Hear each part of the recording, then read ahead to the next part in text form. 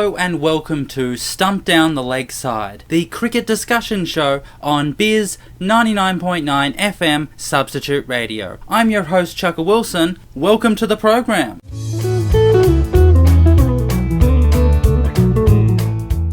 Over the course of the last 18 months, Bangladesh have been able to win test matches against Sri Lanka, England and Australia, all of them at home. They have now created a team that is capable of winning at their home grounds through a combination of reasonable pace bowlers, some good spinners and a good batting setup.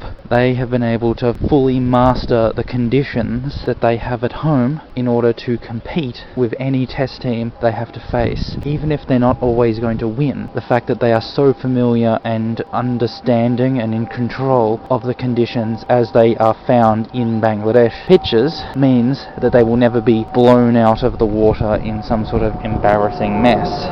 But now, a much bigger question is to face Bangladesh. The approaching test series is against South Africa in South Africa. Not only is it against one of the best teams in the world, but it is in their home, which means that the pitches will be flatter, more bouncy, will swing more, might be more green. And the old formula that teams from Asia are less capable of playing bounce and swing and seam definitely still applies to Bangladesh. It is going to be very difficult for them to face against some very good seamers. Although don't have Dane or Philander playing, they still have plenty of very good fast bowlers, and so there is no doubt that they will be able to bowl fast, bouncy, swinging, intimidating stuff at the Bangladeshi batsmen. It is almost inconceivable that Bangladesh will be able to repeat what they've done in the previous 3 times, which is to draw 1-1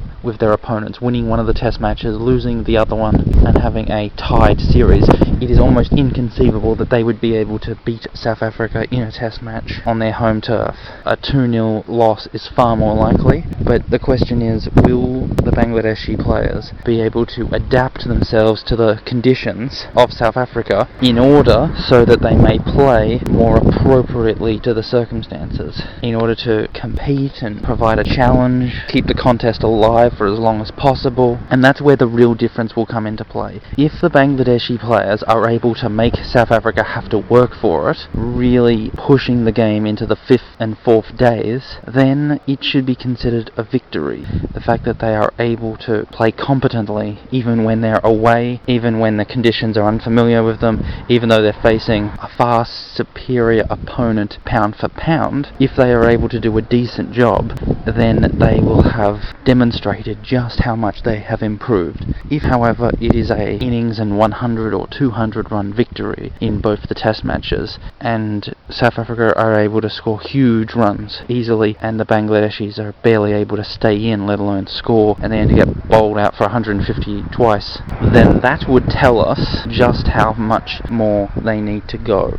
Now, it would be totally unreasonable to try to demand of Bangladesh that they find a way to defeat South Africa. The facts are that even the best Asian team coming over to South Africa, playing on their terms, would be difficult. You wouldn't expect Sri Lanka to be able to do it, you wouldn't expect Pakistan to do it, and it would take a lot for India to even do it. And so the idea of us expecting Bangladesh to win a test match would be absurd. Things would be far more interesting if it was flipped around and they were actually playing in Bangladesh, because considering how South Africa are not the best at playing at spin, and Bangladesh have been able to get 3 test match victories in the last 18 months by using their spin bowlers, by taking control of the lower bounce of their local home conditions. If the conditions suited them, you could easily imagine Bangladesh winning a test match against South Africa in Bangladesh.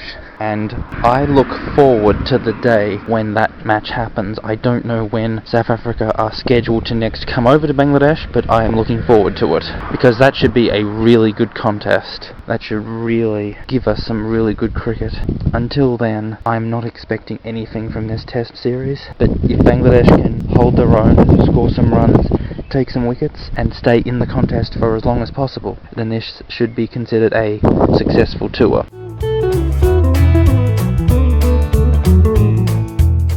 And that's the end of the program. You've been listening to Stumped Down the Leg Side, the cricket discussion show on Bizz 99.9 FM Substitute Radio. I'm Chukka Wilson. Until next time, keep practicing, keep your eye on the ball, and remember to turn your wrists.